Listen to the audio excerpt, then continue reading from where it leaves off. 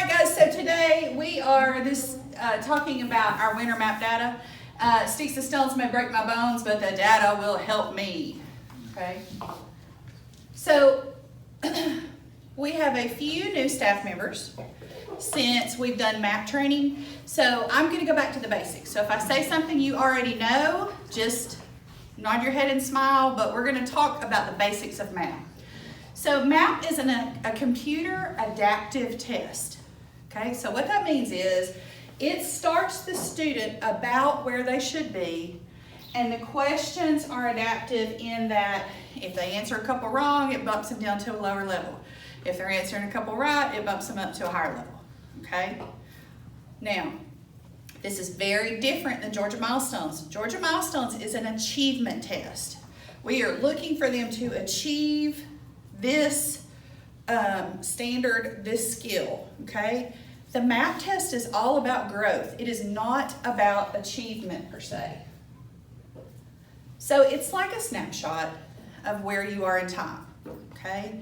When you take your kid to the doctor when they're little and they talk about where they are and they're growing, when you take your child to the doctor the next year, you expect them to show growth. We expect all of our students to show growth, but we want to see how they're growing.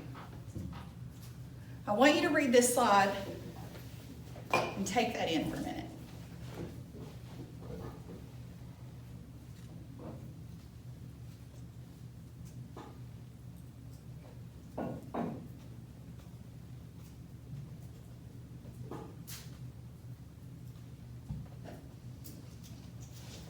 Okay, so what that means is somewhere along the way, Big Gad and Baby Gad were probably both the same height somewhere along the way, yeah. But they may not have been the same age when they were the same height, okay?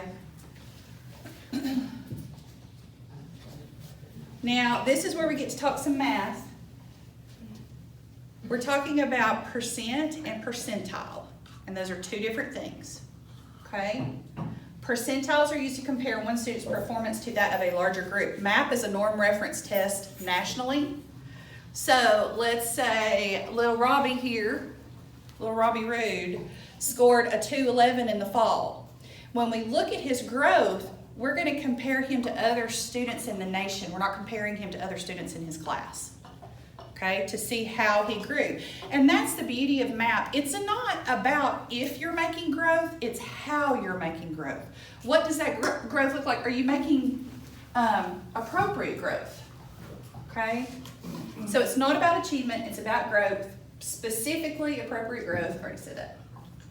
So these are our results, okay? This is achievement, okay? This is how our school is achieving in reading. And this is where our students fall in their percentiles on a scale of 100, okay? I thought you said that math was an achievement. It's not. Sorry, I'm just confused. No, I'm glad you're asking the question. It's a good question. It's not about achievement on the standards, but it's about achievement towards the standards and growth towards the standards. So, for example, let me explain this. So, 10% of our kids are performing in this 81st to 99th percentile as compared to other kids in the nation. So only 10% of our kids are performing better than 81 to 99% of other kids. The majority of our kids are performing less than 40%. They're showing less than 40% growth as compared to other students in the nation. So like, here's our growth projection. Right now, if we had to take milestones, and we're thinking about milestones because that is, like, this is what we're aiming for, only 48% of our kids are going to grow the way they're supposed to grow. I'm just going to let that sink in for a minute, and then we're going to talk some more about that. This is math. So some interesting stuff about math, and speaking with someone from RISA this week. We're still looking at our kids through the filter of COVID, right? Knowing that our kids, these kids that we have right now, we're home. What the data is telling us is that from the elementary level, You know, when kids were home with their parents, parents could give them 3 marshmallows and have them add that up, okay? They could find articles online for those kids to read. But what they could not do was talk to them about some of those higher numerical concepts. And now it's coming out in middle school that our math tracking, there are a lot fewer students on track for math than there are for reading, and it's usually not that way. Does that make sense? So this is our projection for milestones for reading. If we took it today, only 31% of our kids would be proficient and above on the milestone in reading. Here's math, and that's where that discrepancy comes in that I just talked about. But the 31% was depressing to me.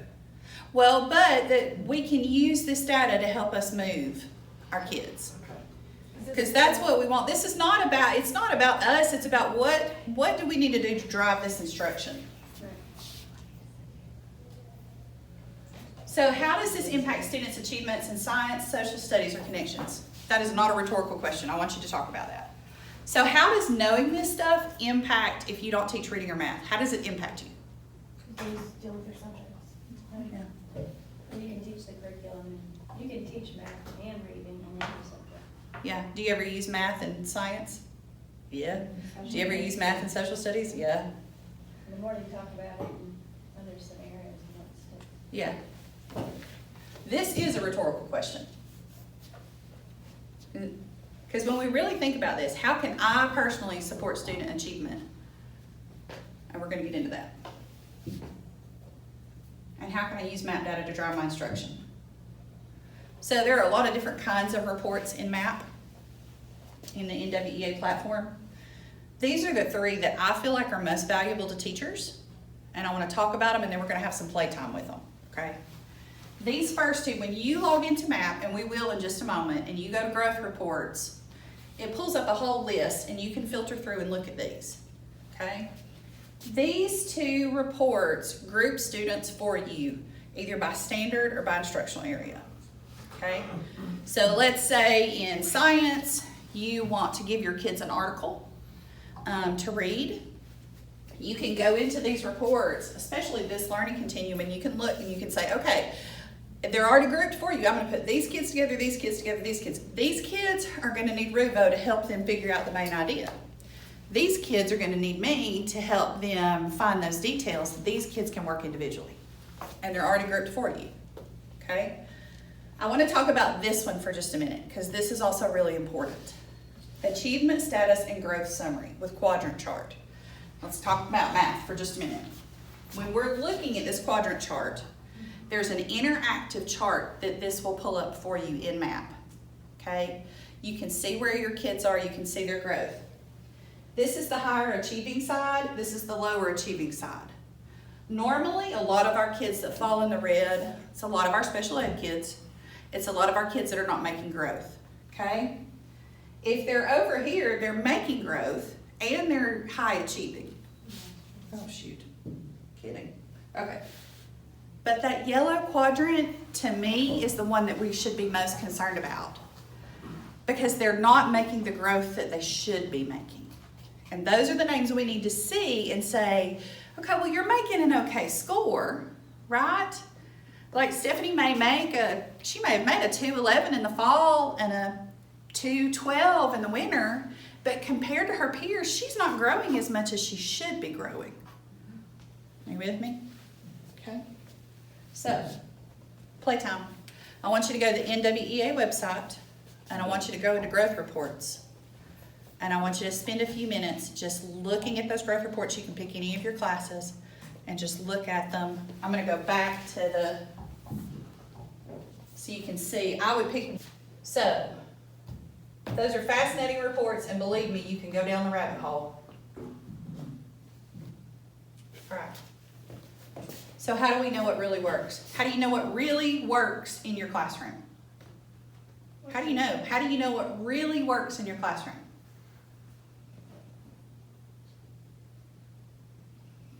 Does the map data tell you what's really working? Not really. not really. It tells you that something's working or not working, but it doesn't tell you that. So on your, in just a minute, not yet, you're gonna go to this website. This is the Visible Learning website. Have you ever heard of John Hattie? Okay, John Hattie asked a question years ago. He said, what's affecting the instruction in my classroom? What are the types of things that affect my kids? So basically, on this website, they have taken every study they could get their hands on, and looked at its effect size, looked at how it affects your classroom, and if it affects your classroom. So they divided them into domain. Like, for example, let's just look at teaching strategies. What teaching strategies are most effective? So when you click on any of those domains, it gives you some big time results, okay?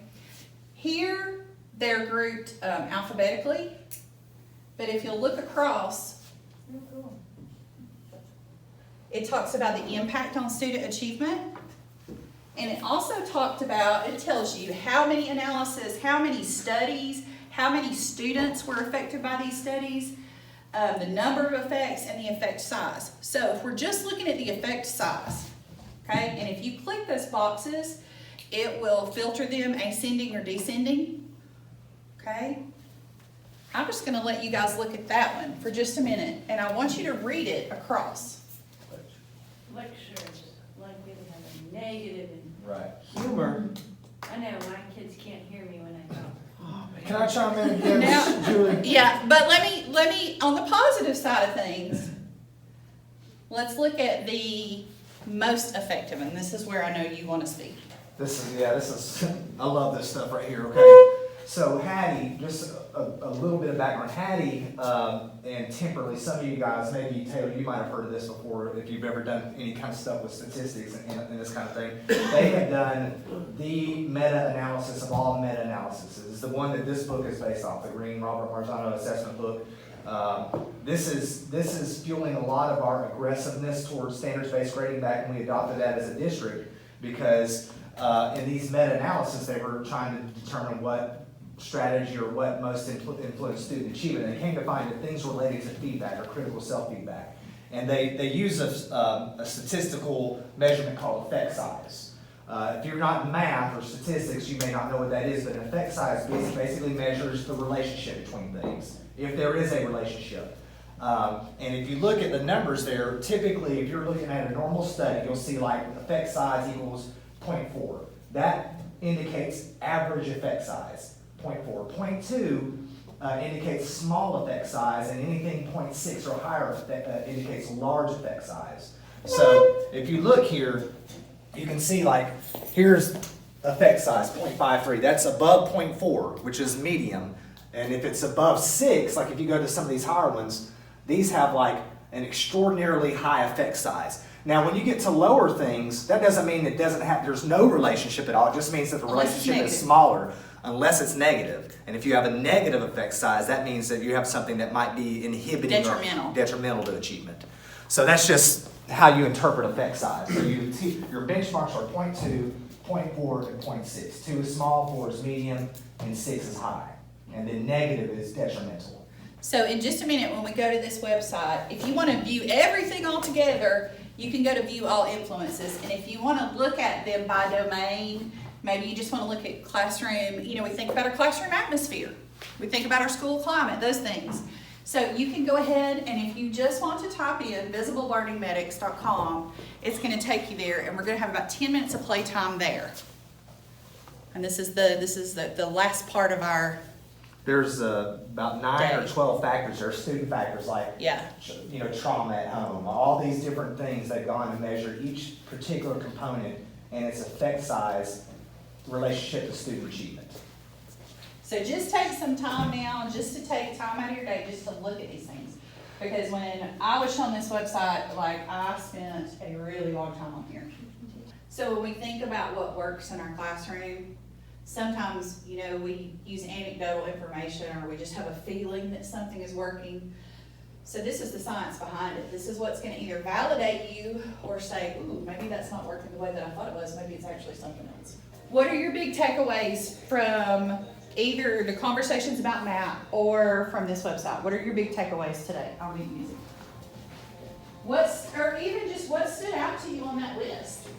Was there something that surprised you? Was there something that confirmed what you were already thinking about the instruction in your classroom?